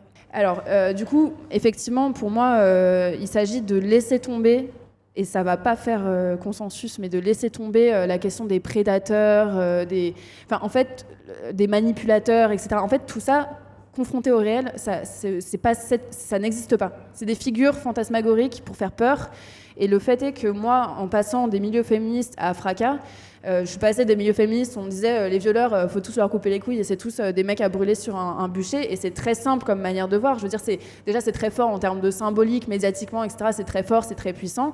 Mais aussi quand on se confronte au réel, et c'est ça que moi, j'ai commencé par me faire couper les 2 genoux quand je suis arrivée à Fracas, parce que j'ai suivi des gens qui avaient commis des violences et je les ai écoutés pendant des heures et j'ai ressenti de l'empathie pour ces gens-là. Et du coup, j'ai vu que le réel était beaucoup plus complexe, que les situations étaient beaucoup plus complexes que ce qu'on nous enseignait. Donc, j'ai pas forcément de réponse à te donner. C'est juste que je pense qu'à partir du moment où on prend du temps pour écouter ces gens-là, qui sont aussi nous-mêmes, en fait, enfin, nous-mêmes, on a tous et toutes commis des violences quasiment. Donc c'est déjà arrêter de le penser tout le temps dans l'altérité et penser au fait que c'est pas toujours l'autre, ça peut être aussi des gens dans nos espaces safe, ça peut être nous-mêmes. Mais en tout cas, le fait est que quand on fait ce travail d'accompagnement et du cas par cas, on comprend que chaque cas est individuel, même s'il y a des enjeux, des logiques systémiques, qui fait qu'on ne peut pas parler, personne ne correspond à la figure du prédateur ou du manipulateur. Et du coup, il s'agit déjà de dépasser ces figures-là pour essayer d'aller un peu plus vers le réel. Et ce sera déjà 10 fois plus facile ensuite. Bonjour, merci pour la présentation déjà, c'était très instructif. Comment dire ? En fait, moi, je fais partie des personnes non militantes qui observent de loin et qui ont peur. Et en fait, depuis que j'observe ça, j'ai l'impression que les mouvements un peu d'ostracisme qu'il peut y avoir, le fait de virer certaines personnes, de les harceler, etc., c'est aussi une manière de resserrer le groupe au lieu d'idéaux communs. Par exemple, je vais donner un exemple très caricatural, mais le mouvement communiste, le mouvement écolo, ils ont énormément de points communs, mais il y a des dissensions fondamentales qui font qu'ils n'arrivent pas à s'allier. Et l'impression que j'ai, c'est que dans ces mouvements-là militants, le fait d'en écarter certains amène à resserrer sur un enjeu précis. Et du coup, ce serait une raison structurelle qui fait que ces mouvements de violence arrivent. Et je voulais savoir si tu partageais cette impression, sinon pourquoi, si oui, comment éviter ça justement. Sur resserrer autour d'un... Je pense qu'il y a énormément d'explications, je ne sais plus où t'es qui m'a posé la question. Voilà. Je pense qu'il y a énormément d'explications aux logiques qu'on peut voir, et moi j'ai essayé de l'expliquer en prenant un peu des bouts. Mais pour moi, le problème, c'est pas tant d'essayer de resserrer la lutte sur un enjeu précis que d'apprendre à faire des ponts aussi entre ces luttes sur d'autres enjeux. Enfin, en fait, le problème là aujourd'hui, c'est qu'on a du mal à faire des ponts, des enjeux, des ponts stratégiques sur des sujets qui ne nous concernent pas directement. Et là, pour moi, ça devient un problème parce qu'en fait, si on est juste un tout petit groupe à militer autour de nos enjeux très spécifiques parce qu'on a plein d'oppressions croisées et qu'en fait, on est 3 dans notre groupe parce qu'on est 3 à partager ces oppressions croisées, finalement, on peut se demander quelle force de frappe on va avoir. Donc, il s'agirait juste de penser des alliances occasionnelles. Après, j'ai pas de plan en 3 étapes pour la convergence des luttes, mais en tout cas, pour moi, oui, ça peut être une explication, mais ça reste un problème. Voilà. C'est marrant parce qu'au final, les 2 questions et donc les 2 réponses se recoupent, puisque cette logique de resserrement des rangs, c'est aussi une façon de s'éviter cette confrontation à l'altérité-là. Donc c'est finalement, voilà, les deux mécanismes vont de pair. Moi, ma question, c'était quand tu as écrit... Est-ce que tu as recherché dans la gestion de conflits, les gestions de conflits historiquement, comment ils étaient gérés?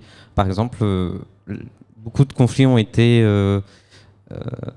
gérés par les communautés religieuses, par exemple. Historiquement, il me semble qu'il y a de la doc. Alors, j'ai pas fait un travail de recherche de thèse sur 3 ans pour écrire ce livre.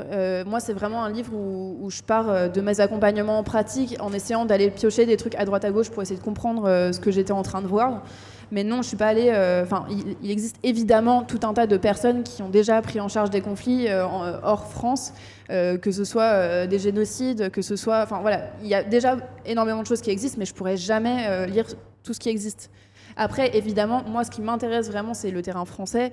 Et par exemple, là, tu parles des communautés religieuses. Il y a le rapport Sauvé qui est sorti il n'y a pas longtemps sur les abus sexuels au sein de l'Église entre 1950 et 2020. Et par exemple, il y a de la justice restaurative dedans. Et c'est un rapport qui est primordial pour la France, parce que, là, pour la France et pour la justice alternative, restaurative et transformatrice en France, parce que c'est un truc qui va changer la donne vraiment. Enfin, j'espère, en tout cas. Pour l'instant, il ne change pas beaucoup la donne, mais à terme.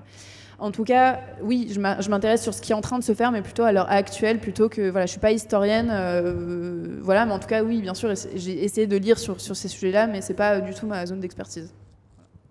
Moi, c'est une question qui ouvre un peu plus dans la mesure où je suis un peu éloigné des milieux militants, et notamment des milieux queer.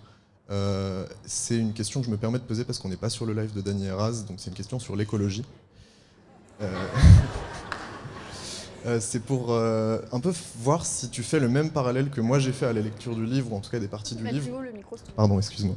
Sur le parallèle que moi j'ai fait à la lecture du livre sur le moralisme progressiste, en fait, sur ce concept-là, et comment est-ce qu'il peut être ou pas utilisé pour analyser la morale écologique et la manière avec laquelle, à la fois à l'intérieur d'un milieu de lutte, les militants écolos du coup vont juger de la valeur de l'autre sur ses gestes écolos, et comment est-ce que ça résonne dans la société et quel regard le reste de la société a sur ces milieux de lutte, et est-ce que c'est une comparaison qui te paraît pertinente ayant écrit le livre que moi j'ai eu à la lecture du livre. Voilà.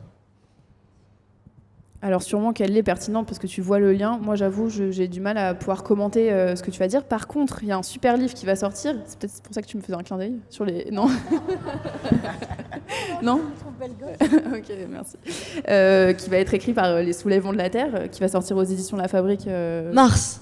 En mars. S'il n'y a pas de dissolution, d'arrestation d'ici là, normalement c'était pour novembre. Et je pense que tu pourrais trouver tes réponses là-dedans parce que... Bon, je vais pas spoiler, mais en tout cas, je pense que ça pourrait être intéressant. Mais moi, pour le coup, j'avoue, j'ai pas grand-chose à dire sur le sujet, même si je pense que le parallèle est tout à fait pertinent.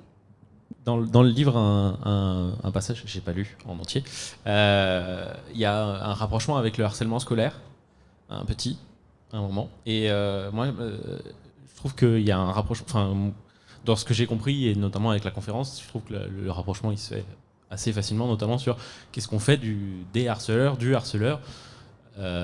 vis-à-vis de l'élève, et sur comment ça a été géré et comment c'est géré, dans le sens où là, avec les récentes évolutions, il y a une exclusion justement des harceleurs plus facile, pas systématique mais plus facile, ce qui semble être une volonté notamment des associations de parents d'élèves, des élèves qui puissent, voilà, parce que alors qu'avant il y avait deux solutions en fait, c'était soit on éloignait l'harcelé, soit on faisait rien. Voilà. Et du coup, c'est le rapprochement. Il y a ce côté un peu... c'est le stress, désolé. Il y a le côté de qu'est-ce que fondamentalement on fait, parce que ça se trouve, la justice transformatrice fait que du coup, la personne va recommencer avec d'autres. Parce que ça peut-être que la victime va mieux se sentir, mais si ça recommence avec d'autres, c'est un peu... Enfin, ouais. Voilà. Je laisse la parole, mais le premier harceleur à l'école, c'est l'école. Hein. Oui, c'est ça.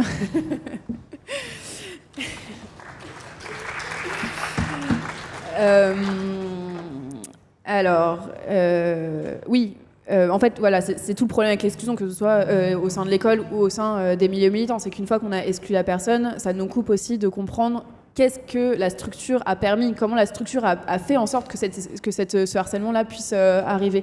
Et tu le dis justement, mais au sein de l'école, le problème, c'est l'école, c'est la structure éducative, et c'est aussi toutes les violences familiales, par exemple, que les élèves peuvent vivre à l'extérieur de l'école, et comment ces violences-là sont prises en charge et sont traitées. Et du coup, effectivement, quand la personne est exclue, la personne harceleuse est exclue, bien sûr, elle peut recommencer par ailleurs. Mais en tout cas, oui, la justice transformatrice, pour moi, il y a des ponts énormes à faire avec les sciences de l'éducation, avec l'éducation de manière générale, parce qu'il faut qu'on apprenne à traiter le harcèlement différemment, et qu'il faut qu'on change aussi la structure au sein duquel ça s'ancre. Mais voilà, en fait, tu as tout dit dans ta question, donc j'ai pas grand-chose à rajouter. Encore 2 questions? Hello. Ah, 2 questions. Salut. Il reste 2 questions, oui. Merci pour ce que tu as dit. Je me sens très attaqué, mais c'est cool. J'ai une question par rapport au... Alors bon, je trouve que la position victime-agresseur, elle est un peu binaire. Je sais pas, je suis désolé, j'ai pas lu le livre. Je pense qu'il y a un peu un troisième pôle avec le pôle sauveur, et où tout le monde prend cette place de manière un peu interchangeable, genre victime, agresseur, sauveur. Et par contre, j'ai un peu une question par rapport à... on ne sait pas exactement quand on craque, tu vois, soit quand tu es victime, soit quand tu es agresseur, et on ne sait pas exactement quand est-ce qu'on craque et quand est-ce qu'on peut en fait encaisser les micro-déchirements qu'il peut y avoir de part et d'autre, par exemple dans des groupes, quand tu vois, comme tu dis par exemple, quand la victime elle est dépossédée de son histoire, et ça c'est aussi des gestions qu'il faudrait qu'on réfléchisse, je pense, quand est-ce qu'on craque, quand est-ce qu'on va trop loin, et comment on fait pour revenir en arrière, ou comment on fait pour se dire bon bah voilà, on est allé trop loin, c'est comme ça, et pardonner. Enfin, je sais pas si c'est très clair, si ça fait sens ce que je te dis. Moi, j'avoue, je crois que je comprends pas trop. Tu comprends pas ce que tu veux dire. Non. Tu comprends pas que quand les gens ils craquent et que t'en avais parlé à un moment où tu disais ben voilà, il y a des moments où on boit trop et où on fait trop des bêtises, et c'est vraiment juste ce moment où en fait on sort un peu de soi, quoi. Et cette gestion de ça, Ouais. comment on pourrait le gérer plus collectivement en fait, et être aussi peut-être avoir plus de pardon sur les gens qui craquent, tu vois. Ah ok, je vois. Merci, sorry, c'était pas clair. Non, mais du coup j'ai compris. J'ai pas de conseils ou quoi. Enfin, c'est juste que évidemment, quand on vit des micro-agressions au quotidien, y a des moments où effectivement ça arrive qu'on craque, comme tu dis, et que par contre effectivement il faut gérer la réaction du collectif face à ça. Et pour ça, il faudrait notamment se former plus sur le trauma, sur comment ça peut sortir, de quelle manière ça peut sortir, etc. Mais ça viendra avec un changement de culture commune. Et l'idée, c'est juste de sortir de la sanction dans tous les cas. Donc dans cette histoire, c'est la même chose. Mais oui, à part ça, j'ai pas grand-chose à dire de plus. Mais oui. Est-ce que cette manière de gérer le conflit, ça risque pas de tomber dans une responsabilité émotionnelle de la victime, de gérer son agresseur, que la victime se sente obligée de faire un travail émotionnel sur elle-même et sur son agresseur pour qu'il y ait action, pour que la situation soit gérée, et que si elle ne prend pas en charge ce propre travail elle-même, eh bien, elle aura peur que rien ne soit fait. Est-ce qu'il n'y a pas un risque de tomber là-dedans ? Et d'autre part, moi-même, je gère un collectif, étant donné que je gère un syndicat. Et donc, je ne peux m'empêcher de réfléchir à la fragilité potentielle de ce système, étant donné que ça risque de dépendre un peu du bon vouloir de l'accusé, entre guillemets, de travailler avec la victime et de travailler avec le collectif pour améliorer la situation. Et aussi, en fait, en général, ce qu'on fait, c'est qu'on passe par l'exclusion. C'est souvent le cas dans les collectifs, lorsqu'il y a un problème. Et comment réellement gérer autrement que par l'exclusion pour que les membres se sentent en sécurité. Peut-être que ça revient un peu sur l'idée du safe space, mais que les membres se sentent en sécurité, c'est important au sein d'un collectif aussi. Et ça montre qu'on prend responsabilité, qu'on ne ferme pas les yeux, qu'on agit en fait d'une manière extrêmement pratique, extrêmement concrète. À quoi ça peut ressembler ? Ok. Alors, déjà, pour répondre d'abord à ta dernière question sur comment on peut se sentir en sécurité, pour moi, l'exclusion, elle est parfois légitime.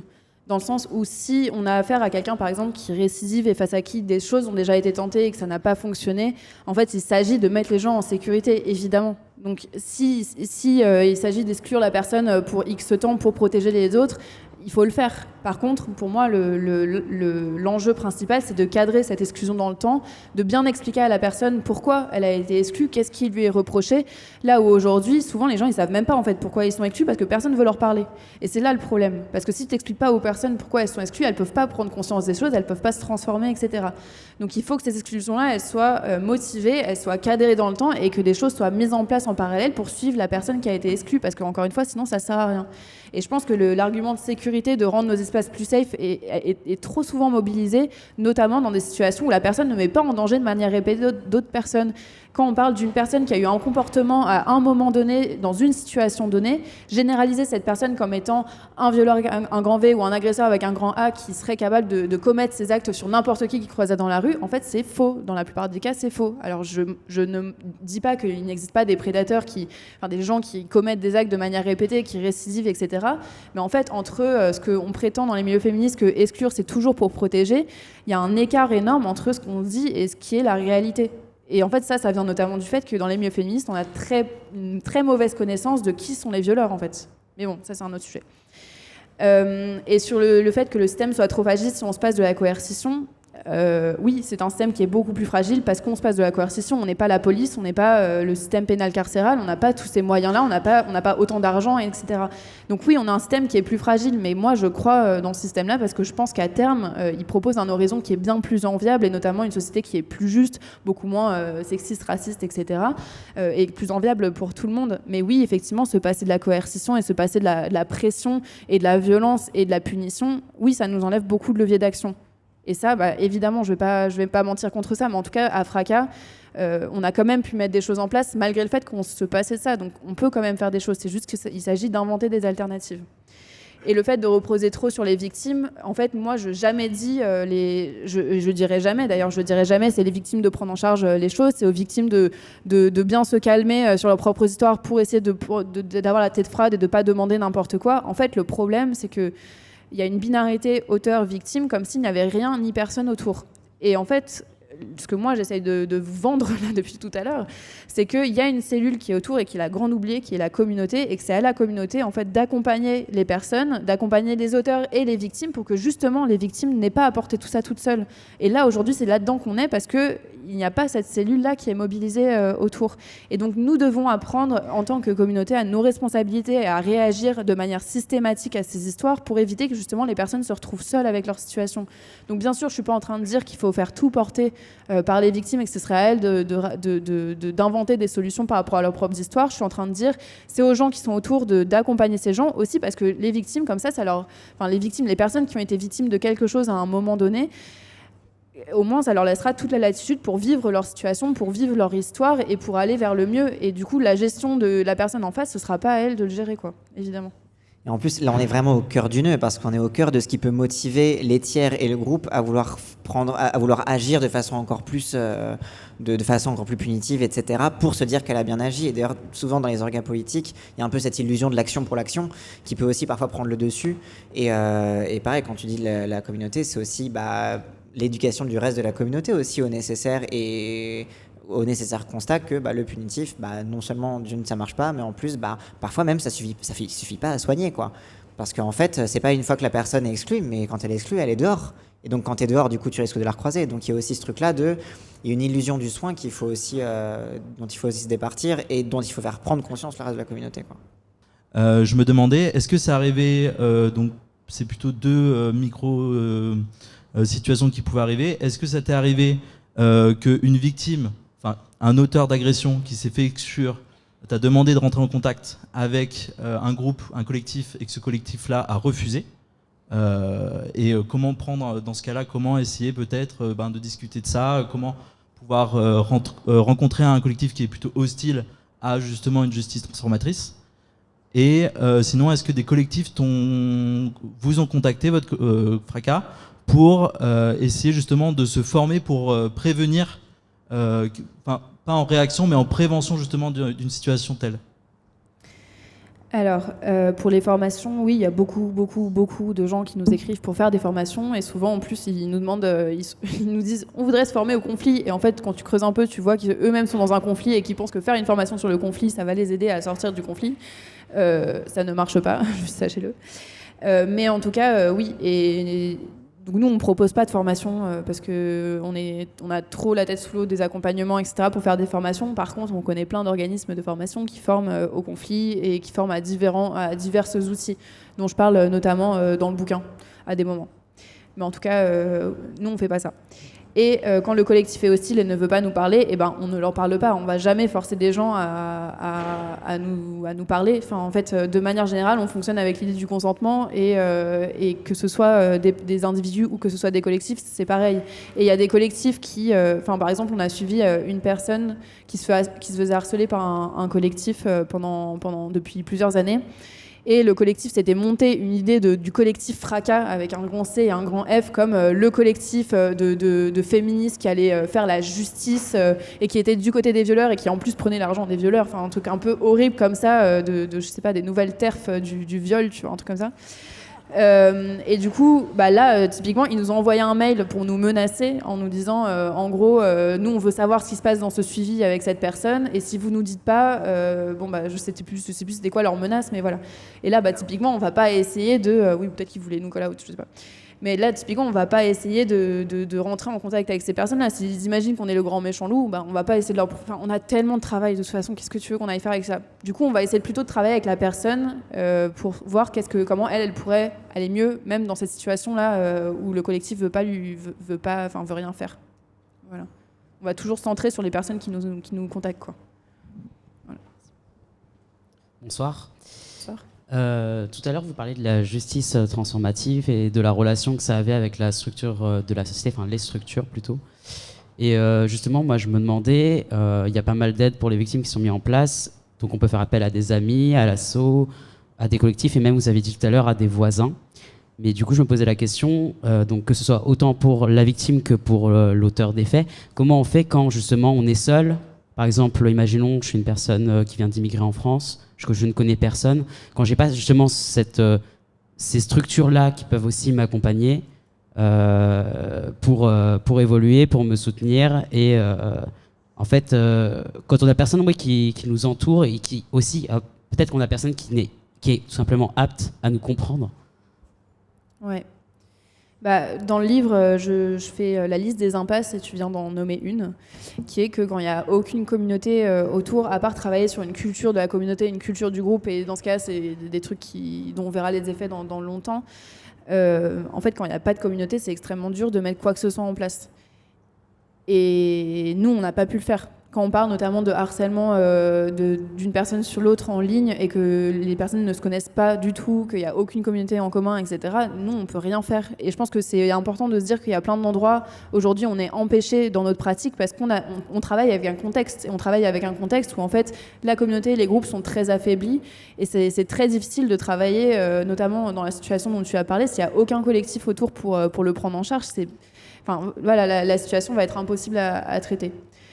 Et donc dans les cas où tu peux faire appel à la police, notamment pour mettre fin à une violence qui est en cours, il faut le faire en fait, parce que la justice transformatrice, c'est pas miraculeux non plus là dans la situation dans laquelle on se trouve.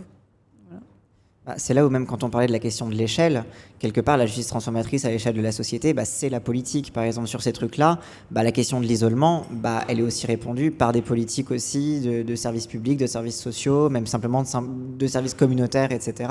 Et en fait, ça pose la question de comment, et d'ailleurs c'est la première question de Platon dans la République, tu vois, genre c'est quoi la justice? Ça pose la question de la politique, quoi. Donc il y a aussi, je pense que c'est là, quand on change d'échelle, on arrive sur des trucs plus exigeants d'un point de vue structurel, quoi. Puisque forcément c'est de transformer les structures. Voilà. Dernière question. On a beaucoup parlé des milieux de gauche, des collectifs, des assos. Et la droite alors, on n'en parle pas assez, la droite. Mais j'ai posé la question qui fait chier forcément, c'est qu'est-ce qu'on fait des milieux qui... il y a des individus qui sont isolés, qui sont pas dans des assos, qui sont pas politisés, voire même qui, justement, en raison du moralisme progressiste auquel tu t'attaques, qui sont devenus hostiles à la gauche. Comment est-ce qu'on fait pour étendre la justice transformatrice à ces gens-là qui sont matrixés sur bien des aspects, quoi? Tu peux pas. Voilà. Non, mais en vrai, on m'a posé la question de comment on fait en entreprise, comment on fait tout ça, etc. Enfin, je pense que la justice transformatrice nécessite, mais la justice de manière générale, pour faire justice dans nos communautés, ça nécessite un terreau de valeurs communs. Et s'il n'y a pas ce terreau de valeurs communs, on ne peut pas faire notre job. Si on n'est pas au moins d'accord sur le fait qu'on a des droits fondamentaux auxquels on devrait tous et toutes accéder, enfin, sur ce genre de choses, on ne peut pas agir, on ne peut rien mettre en place. Donc, voilà. Enfin, je veux dire, la justice transformatrice, c'est pas pour rien que c'est une justice intracommunautaire, c'est qu'au sein de communautés, il y a des valeurs partagées sur lesquelles on peut agir pour faire justice. S'il n'y a pas ça, on ne peut pas, tout simplement. Donc oui, c'est une autre impasse qui vient d'être nommée. Voilà. Merci beaucoup. Merci Elsa. C'était très très très intéressant. Et